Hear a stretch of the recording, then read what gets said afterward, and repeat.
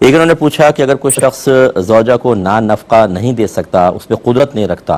اور نکاح نہ کرے تو گناہ میں مبتلا ہونے کا اندیشہ ہے تو کیا کرے؟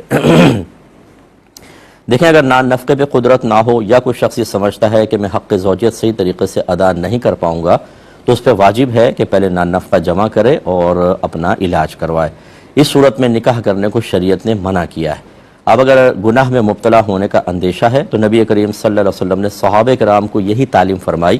حضرت عبداللہ بن مسعود رضی اللہ تعالی عنہ ارشاد فرماتے ہیں کہ ہم کچھ نوجوان تھے، سرکار کی بارگاہ میں حاضر ہوئے تو سرکار نے ارشاد فرمایا کہ اے نوجوانوں، تم میں سے جس سے ہو سکے وہ نکاح کر لے،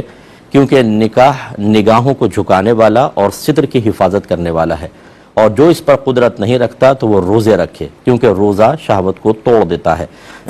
تو اس لیے پھر روزے رکھیں اور اپنے آپ کو اچھی صحبت میں رکھیں، دین کے کام میں اپنے آپ کو لگائیں، علم دین سیکھیں، اچھے لوگوں کے درمیان رہیں، خراب قسم کے گندے لوگوں کے ساتھ نہ رہیں کہ جس کی بنا پر تقاضۂ نفسانی اور ابھرے اور انسان گناہ کی طرف جائے۔ یعنی متبادل ایسی چیزیں اختیار کرنا جس سے انسان کا تقاضائے نفسانی دب جائے، ان کو اختیار کرنا واجب ہے، اور ساتھ ساتھ